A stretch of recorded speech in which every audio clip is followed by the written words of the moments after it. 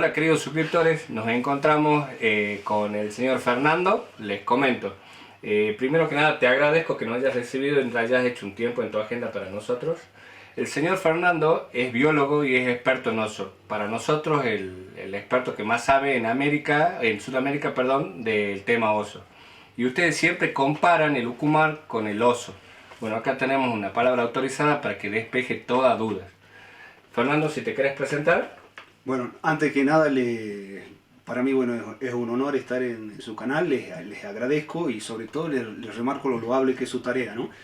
El tomar esta cuestión de la ciencia ciudadana, de ir haciendo territorio, con el arraigo que se siente hacia la zona también, hacer un bregaje ahí en la conservación y en desentrañar aspectos culturales, aspectos sociológicos del Ucumar, y bueno, y todas las aristas que tiene. A mí me parece eso muy loable, romper con cierto sectarismo y bueno, abrir esta discusión y este debate, ¿no?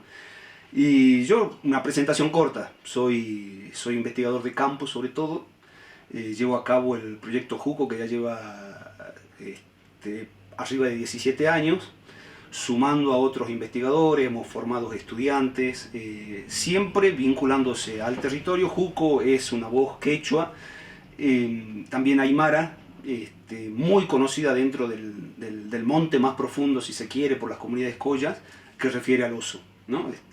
Como ucumari también. Son voces que también tienen un punto ahí neurálgico de conexión también con toda la mitología, ¿no? Antropomorfa, ¿no? Entonces llevamos a cabo, es el único proyecto, o es el proyecto pionero en investigar osos en el cono sur sudamericano. Es la distribución más austral donde existe un oso en el mundo. Esto vincula el sur de Bolivia como el noroeste argentino.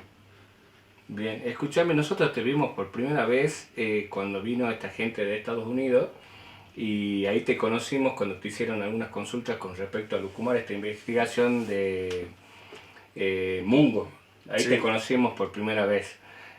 A nosotros ahí nos hubiese gustado obtener más información en cuanto a que te hubiesen dado más tiempo para explayarte, porque me parecía a mí que vos eras lo más importante en ese video. Bueno, quizás ellos no lo ven como lo vemos nosotros, que somos autóctonos y queremos saber la realidad de todo esto.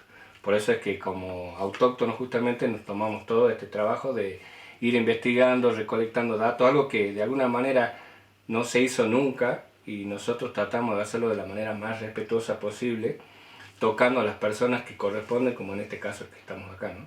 Y más nos trajo, Fernando, esto de querer diferenciar lo que es el oso, oso de anteojo, y el ucumar. Porque hay mucha gente que relaciona, que dice, no, el ucumar es el oso de anteojo.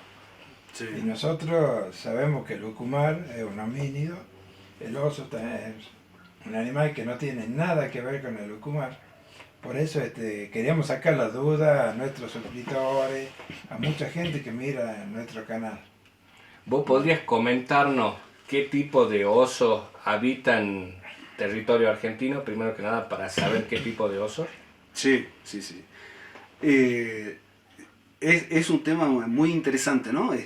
Primero, sobre todo porque el oso culturalmente, y esto a nivel global también, siempre han tenido todas las especies de oso, ninguna en particular. Eso necesita todo un abordaje, ¿no? Que es muy interesante para profundizar. Así como los grandes gatos también generan ciertas pasiones, temores, mucho de los mitos de terror, inclusive del África Central, se centran en los grandes gatos y la relación del hombre con los felinos. En el oso en general, en el oso como especie, lo que se ha dado es esta cercanía que siempre se ha visto, ¿no? Del oso como una suerte en algún momento de protohombre o de primer hombre, o de primera creación de los dioses, o de una suerte de hermano mayor también de algunas comunidades. Después eso fue variando con otras corrientes culturales, hasta aparecer algunas cuestiones un poco, si se quieren, más controversiales o polémicas en esta relación. El oso se ha convertido también en un símbolo de temor, más allá de la fuerza. Y bueno, fueron variantes culturales que siempre estuvieron vinculadas con el oso, algunas en las sociedades menos occidentalizadas, si se quiere, de una forma mucho más amigable con el oso, viéndolo como un protohombre, como una suerte de hermano mayor, y después con otras corrientes o otras culturas esto fue variando. Ahí en todos estos planos culturales, bueno, aparece y surge también esta cuestión que es un gran misterio, que también se da llamativamente en varios sitios donde habitan osos, ¿no? El tema de estos homínidos, lo cual es muy interesante también, porque, bueno, en algunas cuestiones de indicio no estamos hablando de un oso, Claro. ¿no? Entonces, ahí puede tener una rama cultural que se toque, pero después hay divergencias, ¿no? Divergencias también en estos aspectos que se ven. En el caso particular del oso andino, es un oso que no es agresivo, no son como los osos de tierras abiertas, cuando uno ve a veces en los documentales o a veces en las viejas expediciones, si van las expediciones al Ártico o a algunas zonas aisladas de Alaska o cerca del Polo Norte, que hay que hacer campamentos, hay que llevar perros para evitar que los osos Kodiak o osos pardos, o los osos polares sobre todo, se acercan a los campamentos, que son osos muy agresivos, muy territoriales. Claro, el oso andino comparte una característica con otros osos de zonas boscosas. Son osos muy huraños, difícil de avistar, también dependiendo la zona, ¿no? Son osos que no hibernan, pero sí tienen una estacionalidad en el uso del ambiente. Utilizan mucho las zonas cuando están nubladas para alimentarse, utilizan mucho la estacionalidad, los pisos altitudinales. Eso te iba a preguntar, ¿en qué altura más o menos se manejan? Porque tenemos distintos estratos a medida que vas elevando. Generalmente ellos en qué... Me voy a centrar solamente en la región nuestra, porque el oso también es muy variable. En Perú llega inclusive a los 500 metros, casi tocando la línea del nivel del mar, claro, en un desierto costero. Pero centrándonos a nuestro ámbito específico, a pesar que es un oso muy específico en su ambiente, tiene algunas cuestiones que tiene alguna plasticidad, ¿no? Ahora, centrándonos en nuestra región, sobre todo del sur de Bolivia para acá, para el noroeste de Argentina, al oso lo vamos a encontrar entre un rango entre los 1800, 1500 metros, e inclusive tocando 3800 o viendo las líneas de Taraca casi hasta los 4000 metros. La Taraca es una planta muy parecida al chaguar de altura, que es un alimento sobre todo en fibra muy importante para el oso. Y el oso la cosecha estacionalmente, ¿no? Durante la temporada de lluvia o cuando recién está iniciando la temporada de lluvia, hace la última cosecha, le come la flor y las bases de los folios de la hoja de la planta, la cosecha, la come y después va a otra zona a colectarla, y durante la seca baja más hacia las áreas de monte, que a veces ocurren algunos avistamientos. Me imagino que has escuchado, bueno, con el tema del lucumar, ¿alguna vez se te presentó que te preguntaron si el lucumar era el oso de anteojo, alguna comparación? Muy buen tema para una charla. Cuando se inició con la investigación del oso aquí en Argentina, al revés de ustedes, haciendo un enroque, uno de los problemas que teníamos es que el lucumar, el mito homínido, se extrapolaba con el oso. Entonces uno preguntaba por el oso y derivaba en el lucumar, ¿no? En su morfología homínida y todo lo demás, y la gente terminaba hablando de lucumar, inclusive trayendo reminiscencias de mitologías que son muy valederas. Eso yo quiero aclarar, ¿no? O sea, el arraigo cultural es muy valedero. Cualquier prisma que se vea o que se ponga desde algún aspecto científico no tiene que ir en contra del arraigo que tienen los pueblos hacia el territorio, claro, o hacia las especies, ¿no? Eso debe ser respetado, e inclusive es parte también de este conocimiento de ida y vuelta entre lo que da el territorio y lo que uno puede llevar, ¿no?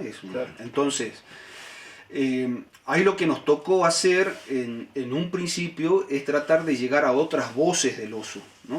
O tratar por ahí de limpiar limpiar en el buen sentido, porque nosotros estábamos tras los indicios del oso andino.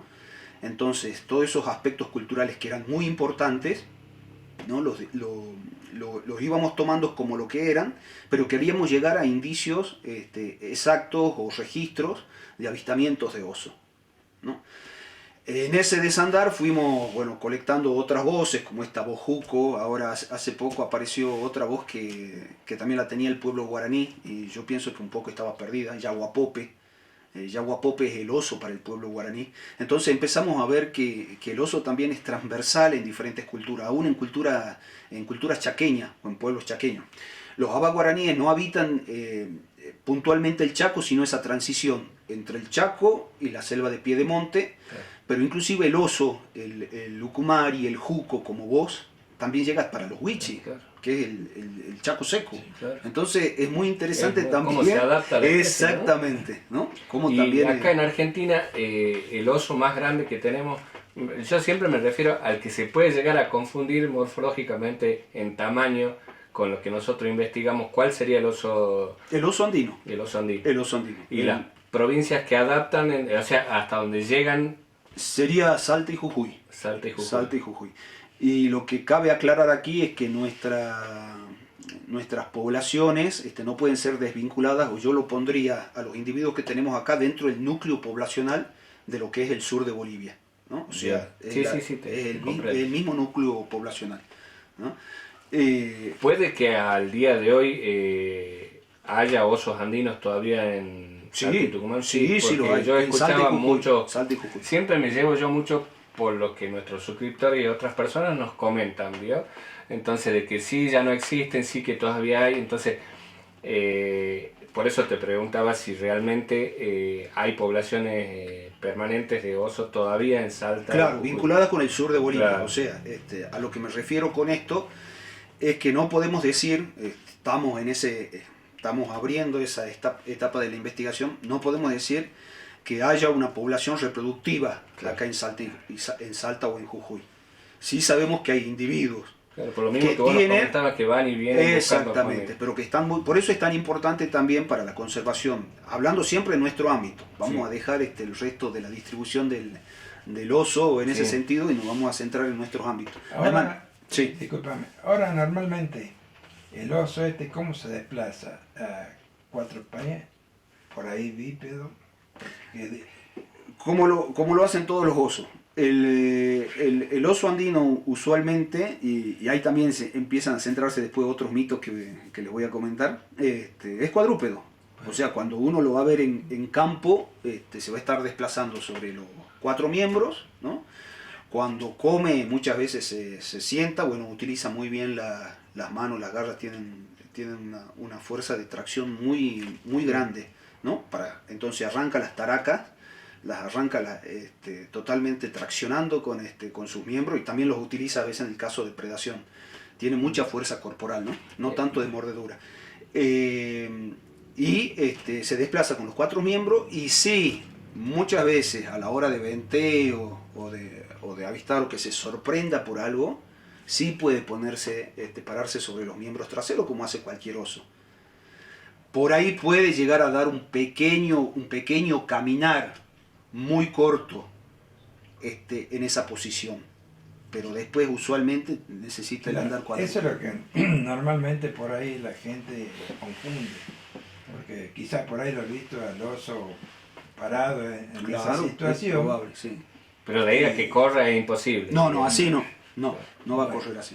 Y la diferencia, por ejemplo, volviendo a lo que es el Ucumar, nosotros tenemos una maqueta, ¿nos puedes mostrar? Sí.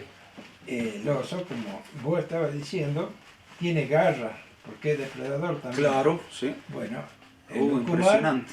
Te presento en vivo y en directo. En vivo y en directo. Hermoso. El Ucumar no tiene garra, no tiene colmillo, nada, porque no es depredador. Todo basado en testimonios, ¿no? Claro. Esto está basado justamente en testimonios, se lo realizó como una especie de identikit, y bueno, en líneas generales y aspectos generales, esto es lo que los testigos vieron. Claro, muy bien logrado. que a veces también la traigo aquí a colación, porque muchas veces las huellas de los carnívoros grandes, a veces cuando están sobrepisadas, ¿no? Cuando están sobrepisadas, puede dar aspecto a otra cosa. claro, y se confunden con las del oso. Pero no, sí, bueno, hay características que son muy específicas de algunos avistamientos que se han hecho, que evidentemente no están hablando de un oso. Más allá de que hay estas tangentes, ¿no? Culturales que se mezclan y se entrecruzan, sobre todo inclusive con los pueblos indígenas, ¿no? Claro. Pero la gente es conocedora de todo lo que se mueve en el campo. Entonces, si ellos te dicen no es un oso, entonces uno realmente se queda pensando. Es decir, esta gente conoce todos los animales de su entorno, y si te marcan puntualmente que no es un oso... Aparte conocen cómo grita un animal, cómo grita... No, esas vocalizaciones que por ahí se escuchan, he visto que han subido en el canal y todo lo demás, no tiene nada que ver con un oso. Claro. Un oso tampoco vocaliza con ese nivel de estridencia. Claro. Lo más parecido a una estridencia de ese tipo, pero no tampoco como un aullido, lo más cercano es por el aparato ioides que tiene el jaguar, que ronca, ¿no? O a veces cuando está en estado de celo, de estro, cuando llama a la hembra, también tiene una estridencia muy fuerte. Pero el oso no tiene esa estridencia, ni grita de esa forma, o sea, eso habría que descartarlo de plano ante una vocalización de ese tipo. Perfecto, entonces ya tenemos un punto en común, que es saber que el oso no corre en dos patas, entonces esto sí, eso es una diferencia. ¿El oso cambia de comportamiento dependiendo del territorio en el que se encuentre? Sí puede cambiar de comportamiento, como otras especies, dependiendo de la presión de caza, pero en algunas cuestiones muy específicas, ¿no? O sea, si el oso necesita comer, qué sé yo, taraca, y hay taraca para cosechar, el oso va a seguir comiendo taraca. Capaz que lo que cambia en ese rango es el tiempo o el momento en que va a cosechar esas taracas o consumirlas, o el momento en que se acerca a un puesto a comer chacra de maíz o Perfecto. Te cuestiones preguntaba así. por este caso en particular, todos los registros que nosotros tenemos, que son más de 40, no todos están subidos todavía a la página, todos se han dado en determinada época del año, que esto va desde mediados de febrero hasta fines de agosto. Todavía no nos cayó alguien que diga, bueno, mira, yo lo vi en pleno noviembre. Que puede que lo haya, no lo hemos registrado aún nosotros. Claro. Por eso quería saber ahí el comportamiento del oso en esos meses, para ver si es más factible o menos factible que se vea, como siempre tratando de evitar esa confusión, ¿viste? Que no sea un oso. Claro. Vos me decías que no invernan este tipo de osos. No invernan. Lo que sí es interesante ahí, cierta coincidencia entre los usos de hábitat estacionales que hace el oso, ¿no? El oso generalmente durante la temporada de lluvia, vuelvo a reiterar, en nuestro ámbito, esto no es extrapolable a otra zona de la cordillera de los Andes donde habite, solo en nuestro ámbito, durante la temporada de lluvia suele ocupar las zonas más altas. Por lo tanto, la gente que lo puede llegar a avistar es cuando está buscando ganado o arriba, ¿no? Estamos hablando de zonas de pastizales de altura, de neblina, 3800, también coincide con esa etapa de baja de neblina, periodo de lluvia. Y cuando baja más o menos a la línea de bosque, ¿no? O de bosque o de selva, es durante la época seca, ¿no? Cuando aprovecha más el fruto de algunas lauráceas. Vos nos tocaste un tema hace rato del tema del choclo, que te escuché mencionarlo. Bueno, nos ha pasado en varios entrevistados que este tipo de ejemplares se exponen mucho en terrenos llanos, en donde lo único que hay para consumir es choclo. O zapallo. O zapallo. ¿Cuál sería la dieta, digamos, en cuanto al oso? La dieta en estado natural, o sea, como todo oso, porque eso también es una controversia, como todo oso necesita aporte proteico, ¿no? Un oso no deja de tener algunas similitudes, e inclusive, porque muchas veces se discutió también, y nosotros tenemos algunos casos que eso lo estamos abordando sobre todo en Bolivia. Acá hay un caso en Santa Victoria de predación de ganado, de consumo de ganado. Y a veces el aprovechamiento de las carcasas, ¿no? O sea, necesita proteína animal. Claro. No deja de ser un carnívoro, ¿no? Pero sí también mucha fibra vegetal, que eso también aporta a su metabolismo, bueno, en fin. Pero dentro de ese rango de dieta, el oso sí aprovecha, o sea, no deja de ser un oso y es oportunista como tal. Oportunista en un sentido ecológico, ¿no? Claro, No es que lo sí. estamos culpando al oso de nada. No deja de ser oportunista como tal, que si tiene a mano poder aprovechar tanto una chacra de maíz como una plantación de zapallo, comer palta, lo va a hacer. Bien. Siempre y cuando se le den las posibilidades, ¿no? Eso Perfecto. lo va a aprovechar. Una dieta omnívora de alguna manera. Exactamente. Ahora vos tocaste un tema bien particular, es un depredador el oso. ¿Cuáles son las características físicas propias de un depredador para compararlas después con las características que los testigos nos mencionan en el Ucumar? Bien.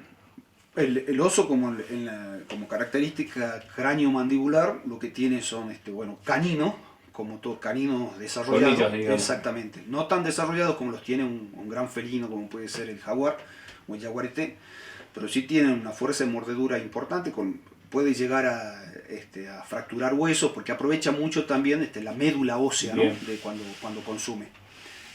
Huesea como se puede huesear un perro. Perfecto. La altura promedio parado de un ejemplar. Los osos más grandes no es un oso grande comparado con los osos en general, pero los osos más grandes pueden tener 1,80 m, inclusive hay reportes, pero creo que más que nada en zoológico, inclusive de ejemplares, sobre todo machos, ¿no? Machos muy adultos, de 2 metros, pero es como algo muy inusual. Bien. Es muy inusual. Generalmente 1,60 1,50 es su rango. Y en 4 patas, la altura. Y tiene 80, Bien, no más que 80, eso. sí, 80 centímetros, 85, no más que eso, inclusive un poquito más bajo también. Con respecto a las extremidades y a las patas, ¿qué cantidad de dedos, con garras, sin garras? Bueno, ahí lo más confuso en cuanto al traslapo que puede tener con el ucumar en su versión homínida y todo lo demás, son las patas traseras, ¿no? Que tiene 5 dedos, forma la planta, pero la planta es muy característica también de un oso. O sea, está la planta y se cierra, sobre todo a la zona del talón, ahí se cierra mucho más. Ahí ya hace una diferencia muy grande con lo que es un pie humano. Bien. O con lo que es un pie homínido. Después el andar sí es plantígrado, apoya toda la planta del pie. En cuanto a la mano es mucho más cercana en morfología, hacia nivel general, a lo que puede ser un jaguarete, claro. No, un jaguarete, ¿no? Con un dedo más, pero sí el cojinete de esta planta mucho más ancha. ¿Y, ¿sí? ¿Y las garras se le notan en el Las garras la mayor parte de las veces se le marca. Bien. Se le marcan. Como no tiene uñas retráctiles como tienen los gatos, siempre marca las garras, no las puede retrotraer. Bueno, hay algunas diferencias marcadas con respecto primero a las patas, a los pies. Hay una diferencia con lo que nos estás comentando en tamaño. Claro. Esto sí tiene un parecido a un pie humano, claro. Con características diferentes en el pulgar, que siempre es un pulgar hacia adelante, no es opuesto. Sí. Pero no es un pulgar como el pie humano. El pulgar pegado al otro dedo, es un poco más allá, pero no deja de parecerse a un pie humano, sin uñas, digamos, sin garras. Un tanto oponible. Claro, un tanto oponible, como que estuviera en una transición de la pata prensil de un gran simio a un pie humano, digamos, a mitad de camino. Eso es lo que nos marcan los testigos y muchas de las huellas que nos tocaron ver. Es que eso así como huella, como indicio, eso está hablando de un antropoide, o sea, ahí está claro. Los indicios son muy interesantes porque ahí el oso ya no tiene nada que hacer. O sea, si uno ve la huella con un pulgar oponible, más parecido a los grandes homínidos, el chimpancé, el gorila. Otra cosa que marca mucho los testigos es que no le ven colmillos. Que le ven, depredador. Claro, es como que esto no fuese un depredador, fuese... Claro, posiblemente los tenga, uno acá ya teorizando, ¿no? Claro, hipotetizando, claro. Posiblemente los tenga, pero los tenga totalmente atrofiados como los tenemos nosotros, ¿no? Perdón, muchos testigos es un andar bípedo permanente, trepa laderas de cerros o montañas, a veces trepa árboles también, obviamente con una facilidad, una rapidez impresionante. Nos hablan de ejemplares desde... Gendarmería nos mencionó, ¿no? De como una criatura como de 8 o 10 años, hasta ejemplares de otros testigos, ejemplares hasta 2,70 m, siempre en un andar bípedo, siempre... El macho más alto que la hembra. 2,70 m. Sí, 2,50. en un lugar que se llama Copoquiles, en Rosario de la Frontera, afuera de Rosario de la Frontera. Bueno, ahí hubo un intercambio, de alguna manera la docente que lo ve, ella enseña y entiende el lenguaje de señas, y no te digo que hubo una comunicación fluida, pero sí se hizo entender que quería que ella se retire del lugar. Y ese es el ejemplar más grande que se vio. Que ella nos da un detalle.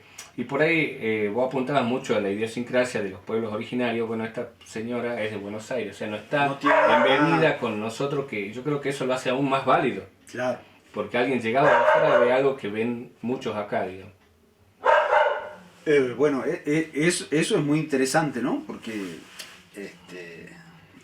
yo, como les comentaba en algún momento, ustedes tienen varias líneas como para hacer, más allá de la prueba fáctica en sí, desde lo sociológico, desde lo cultural, también inclusive es para una publicación, de ir abordando la temática y publicar en base a las encuestas los que van surgiendo.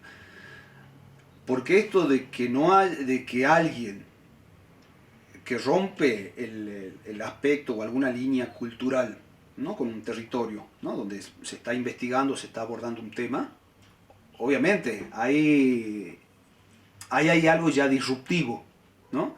Alguien que no está vinculado necesariamente, si se quiere, generacionalmente, con ese territorio, bueno, tuvo un avistamiento de este tipo. Y no es el único, ¿no?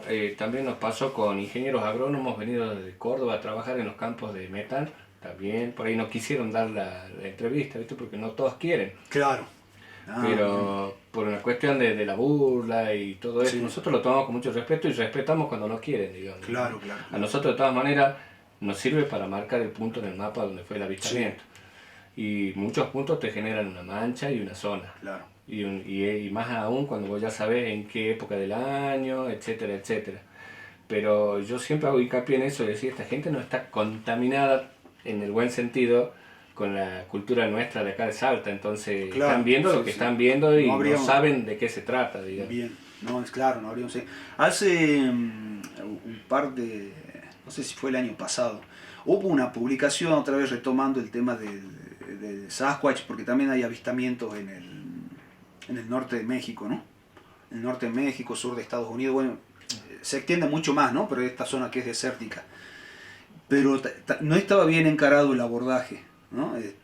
Hacían algunas encuestas y todo lo demás y cerró el trabajo ahí como medio trunco. A mí me parece que los datos que ustedes están colectando son muy valiosos en ese sentido, ¿no? Porque ya tienen estacionalidad, tienen ubicación, entrevistas de un rango muy grande también etario, ¿no? Y tipo de personas también distintas. Exactamente. ¿No? Y tenemos testimonio de hombre que tuvo contacto con el lucumano.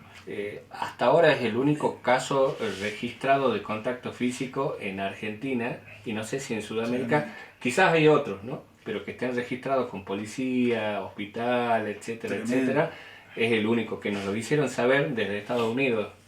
Un investigador con el cual tenemos contacto dice, bueno, acá tenemos el caso Osman del 72, si no me equivoco.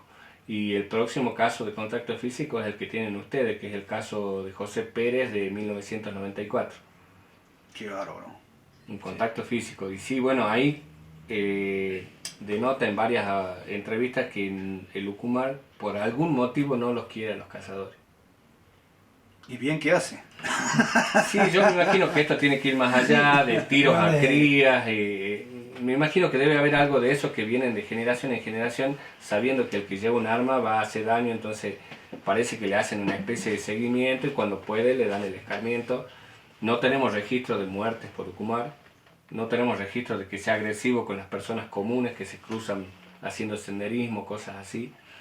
Puede que los haya, no los tenemos nosotros todavía, ¿me entendés? Nosotros tratamos de ser respetuosos y corroborar mucho los datos que tenemos antes de subirlos, porque esa es la idea, no crear falsas expectativas o confusión.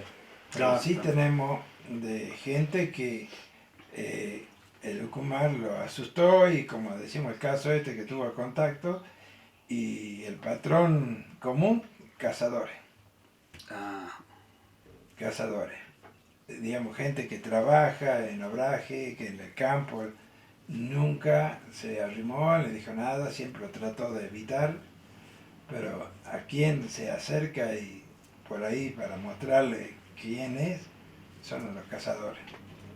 qué interesante, ¿no? Porque ahí eso suma otro aspecto, ¿no? Bueno, de parte de la entrevista que vi del canal de ustedes, de toda la colecta, que hay entrevistas, testimonios que son, la verdad, muy impactantes, ¿no? Sí. A nosotros mismos hay veces que nos ha tocado ver personas que se descomponen, que lloran, que parece que quieren desmayar, es como que reviven el momento otra vez. Y sí es duro para nosotros también, ¿no? Hay muchas veces que nosotros queremos cortar y el testigo dice no quiero terminar esto, cosa que la próxima vez que alguien hable del tema recurra a su página y no me venga a tocar la puerta a mí. Claro. Por eso lo tocamos con tanto respeto, ¿no? Porque cada uno lo ve de una manera diferente. Eso es algo para sacar en limpio. De los abordajes que hubo del tema, siempre hubo cierto manoseo, ¿no? Inclusive yo sé de un reporte que se fue borrando en el tiempo, fue por ahí en el tiempo de... Sigo en el área, cerca del área del Rey, hace un buen tiempo, creo que fue un par de años, después se fue diluyendo, que inclusive requirieron la presencia acá de gente de ambiente, de Salta y todo lo demás, y la verdad el abordaje o cómo se conectó con la gente no fue de una manera respetuosa, generalmente con chanza, y a mí me parece eso totalmente improductivo. De todas formas, hay una cosa que siempre hay que dejar bien en claro, ¿no? La ciencia, y esto yo siempre lo reitero, cualquiera puede hacer ciencia, ¿sí? La ciencia tiene que ser algo libre, ¿no? Los pueblos indígenas también, ellos con el conocimiento empírico que tienen, su ciencia es valedera. Son diferentes enfoques, ¿no? Pero muchas veces es ciencia, es conocimiento, el conocimiento que se cruza con el conocimiento más occidentalizado, si se quiere, ¿no? Pero la ciencia debe ser libre, no tiene que tener sectarismo.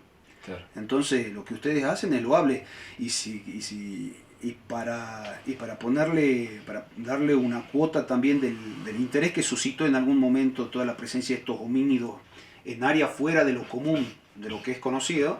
Inclusive George Schaller, que es uno de los biólogos de campo más prestigiados que hay a nivel global, ya tiene arriba de los 70, 80 años, él en un momento abrió un campo o intentó abrir un campo de investigación con el Sasquatch. Y el tipo no se le caían los anillos por hacerlo, porque sabía que había testimonios que eran totalmente disruptivos, que rompían con otras cuestiones. Bueno, esa es la forma en que se debe concebir la ciencia. Entonces, es loable el trabajo que hace. A nosotros nos sorprenden, ¿no? Porque cada testimonio que subimos salen otros que se van animando, algunos solo te comentan, otros quieren dar la cara porque de alguna manera es un descargo para ellos también de todo lo que han vivido. Por eso nosotros lo tomamos siempre, como te digo, con mucho respeto, tratando de llegar a... Si nosotros estamos hoy acá, también mucho es por pedidos de ellos, ¿no? De los suscriptores del canal que se interesan y quieren que de una vez por todas se limpie esto de la comparación entre un oso y un ucumare. Entonces, por eso estamos acá.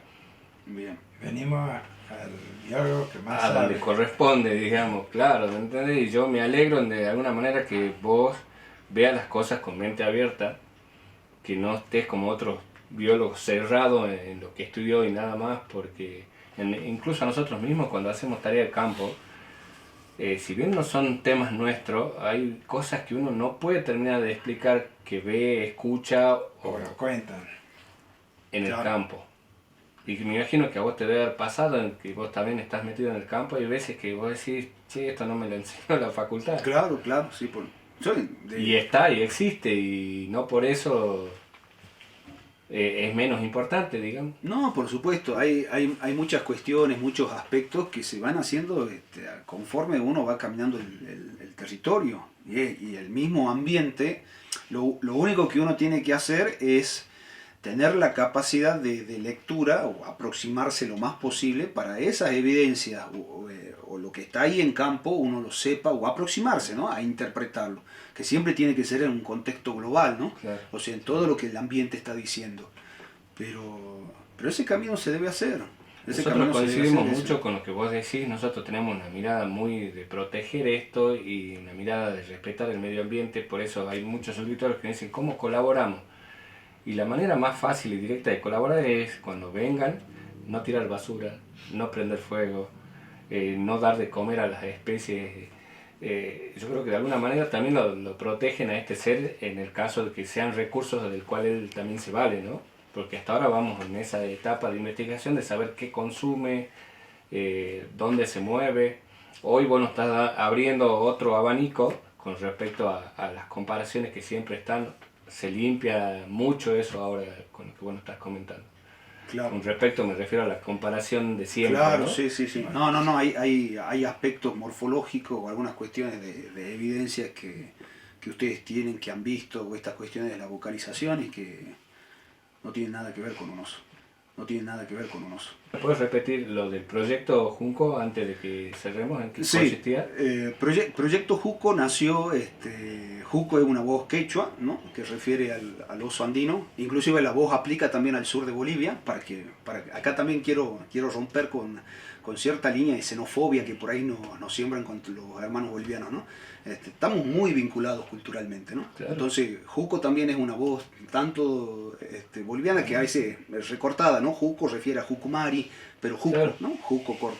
Claro. Juco y otra deformación Uco, bueno, todas las variantes que tiene.